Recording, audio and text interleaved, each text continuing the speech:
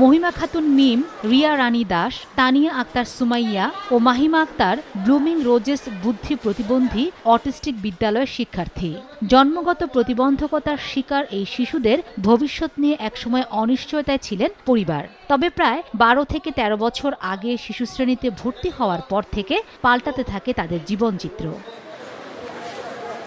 ২০২৩ সালে জার্মানির Berlin special অলিম্পিকে ডিফেন্ডার হিসেবে মিম এবং গোলরক্ষক হিসেবে রিয়া মাঠ কাঁপান। একই আসরে তানিয়া দৌড়ে এবং মাহিমা সাঁতারে সোনা জিতে দেশের মুখ উজ্জ্বল করেন। শুধু তাই নয়, সর্বশেষ ২০২৫ সালে ইন্দোনেশিয়ায় অনুষ্ঠিত স্পেশাল অলিম্পিকেও ফুটবলে পুনরায় স্বর্ণপদক পান তারা। এর আগে ২০১৯ সালে ভারতের দিল্লিতে নৃত্য পরিবেশন করেও এনেছেন সম্মাননা।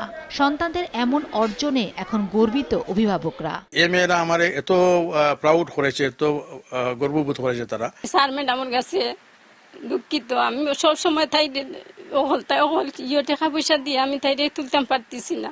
সমাজে অনেক সমালোচনা করছে আমাকে নিয়ে, আমার বাচ্চাগুলো নিয়ে খুব সমালোচনা করছে।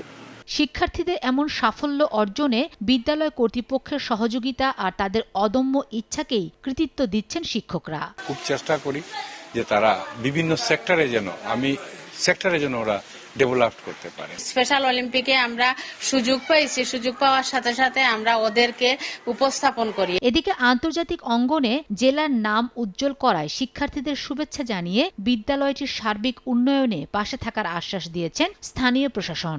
আমরা এবং জেলা প্রশাসনের পক্ষ থেকে তাদেরকে মূল্যায়নের পাশাপাশি এই স্কুলটার বিভিন্ন উন্নয়নের দিকে আমরা এখন নজর দিয়েছি। বিদ্যালয় কর্তৃপক্ষের তথ্য মতে এখানে এখন আরও অন্তত ১০ জন প্রতিভাবান শিক্ষার্থী রয়েছে, কিন্তু সরকারের নিয়ম অনুযায়ী বয়সের সীমাবদ্ধতার কারণে তারা সুযোগ পেয়েও সামনের দিকে এগুতে পারছে না।